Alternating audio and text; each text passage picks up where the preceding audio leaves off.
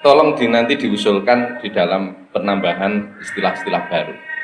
Kalaupun dulu sudah, ini kan sekarang lagi booming dan viral lagi. Tentang suluk cengkir ini harus kita boomingkan kembali. Nah, di sini saya mengamati begini. Suluk itu memang salah satu istilah yang kemudian melekat atau erat kaitannya dengan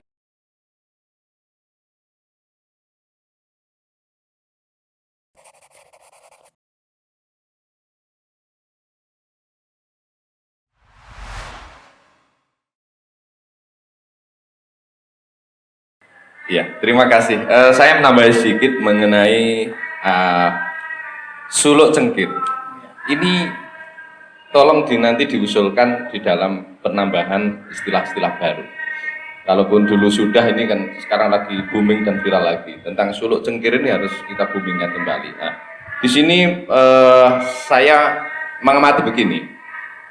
Suluk itu memang salah satu istilah yang kemudian melekat atau erat kaitannya dengan bahasa-bahasa tarekat, di mana salah satu unsurnya yang tidak bisa lepas adalah bimbingan seorang mursyid.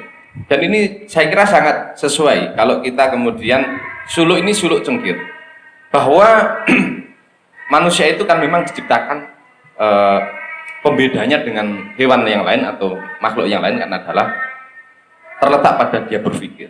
Itu ya, seperti Imam Ghazali mengatakan bahwa al-insanu hayawanun natiq, kan begitu. Nah, proses daripada ini kenceng pikir. Kalau dalam bahasa Jawa istilah cengkir itu kan ada apa ya, itu istilahnya di kelapa. Kalau orang Trenggalek itu mengatakan manggar. Manggar itu pentil, pentil ya. Kalau bahasa saya itu pentilnya kelapa. Jadi ketika baru berbunga itu ya ada kecil-kecil, itu namanya cengkir. Nah, ini nanti ada dua kemungkinan. Dia akan bisa bertahan sampai kemudian menjadi kelapa, kan begitu ya. Kalau nggak bisa? Kalau nggak bisa bertahan, dia akan jatuh. Nah, kalau jatuh masih kecil, istilah orang Barat itu namanya bluluk. Bluluk ya. Bluluk. Bluluk ini masih kira-kira usianya sekitar. Bluluk itu kalau yang kena sinar matahari. Itu blolok. Blolok itu. Kalau bluluk itu kira-kira 1 bulan lah usianya itu jatuh. Artinya tidak kuat untuk berpikir. Nah, ada kemudian kalau sudah besar ngenomi namanya degan.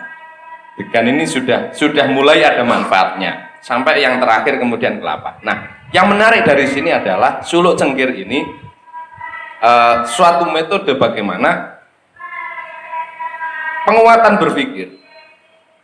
Sekali lagi, karena kita memakai bahasa suluk, artinya ada yang harus kita panut. Jadi dalam berkhidmah ini tentu kita tidak bisa sendirian. Dikhawatirkan apa? Dikhawatirkan nanti berpikirnya ini salah. Karena apa? Kayak kita lihat fenomena sekarang, banyak dari orang-orang yang pahamnya sebelah, itu ya, orang-orang yang hidupnya ini hanya antara surga dan neraka gitu ya. Nah, hanya itu. Jadi mereka mengatakan justru khidmah kita, bahasa di pondok pesantren, mereka katakan bid'ah, mencium tangan kiai misalnya dan lain sebagainya, itu mereka mengatakan bid'ah. Ini gimana ini? Ini kan sudah mulai nggak betul, padahal pedomannya sudah sangat jelas. Bagaimana kita memuliakan ahli ilmu itu adalah melebihi dari segalanya, bahkan lebih utama daripada ilmu itu sendiri. Nah, terkait dengan hambatan-hambatan di dalam berkhidmah, tentu tidak bisa kita pungkiri, memang iya, pasti ada hambatan-hambatan itu. Maka kalau saya memposisikan sebagai salah satu bahasanya apa ya, founding father di Padepokan Segoro Geni itu, karena memang belum pernah ada sebelumnya. Godfather, Lah, bukan itu ya, bukan Mas Didi. Jadi hambatan-hambatan selalu ada. Nah, ini justru hambatan ini yang sering muncul adalah adanya kurang paham terhadap konsep yang kita lakukan ini.